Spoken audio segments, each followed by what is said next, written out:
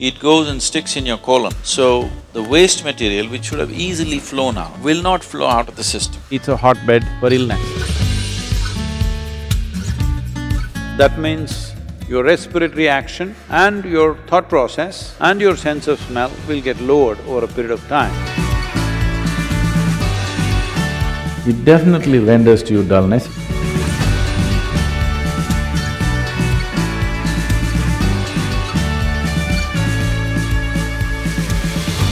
If you eat too much of tuberous material like potatoes and other tuberous substances, you will generate gas which is below the navel. Once you generate gas there, your prana between the navel and the pit of the throat will not function as it should, and the dynamism levels in your system will go down. Among the vegetables, things like radish, this is one of the few things which grow underground and still positive. Carrot, radish, all the other tuberous material like potatoes and potato family are zero pranic, but they cause what is called the stamas. Stamas means it brings a certain inertia into you. We generally advise students and meditators not to eat potatoes and its family because they increase the sleep quota. Both for the student who's studying and for the meditator, the biggest enemy is the sleep, If you close your eyes and sit, if you open the textbook is a great tranquilizer, isn't it? And on top of it, if you're on a potato diet, you'll fall asleep instantly.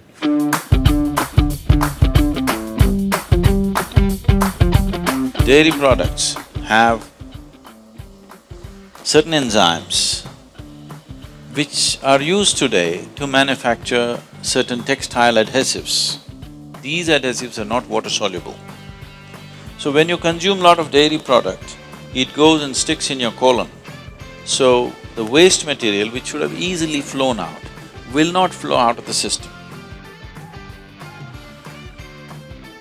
The general alertness in the body and in the mind will go down by consumption of dairy products. At least those who come from the south, they told you even in your school, if you eat the curd rice, you will fall asleep.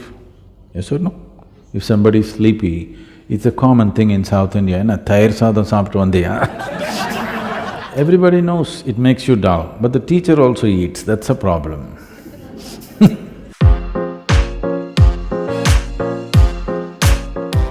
It is an established fact medically that in your present system, if you eat raw meat, it would take anywhere between 70 to 72 hours to pass through the system.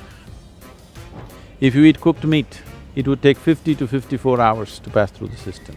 If you eat cooked vegetarian meals, it will take 24 to 30 hours to pass through the system.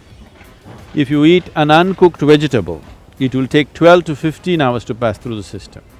If you eat a fruit, it will take 1.5 to 3 hours to pass through the system. Why is it taking so much time? Because essentially the alimentary canal in a human being is about 24 to 36 feet long, this whole pipe that's going from lip to the anal outlet. In all the herbivorous animals, this is a feature that their alimentary canal is approximately 5 to 6 times the length of their body. In all the carnivores, it's only 2.5 to 3 times the length of their body. Or in other words, all the meat-eating animals have a very short intestinal length. All the herbivores have a long intestinal length. So, because vegetarian food passes through the system quickly, so the design factor of length has been designed like this. So when you eat meat and keep in the system for a long time, definitely it's a hotbed for illness. In many ways you will create it. Eating meat has become a part of our, in the culture in the world, because in many societies in the past, survival was the mode. When it's a question of survival, eat anything that is necessary to be eaten, that's a different thing. Once survival is taken care of, that's when you choose.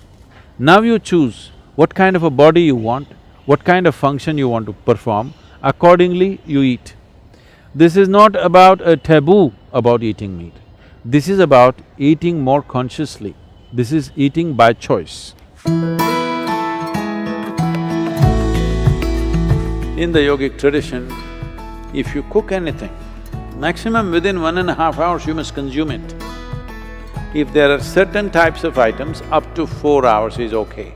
Beyond that, you don't touch. It doesn't matter how tasty it is, how nice it is, you don't touch anything because then you will develop gases in the system.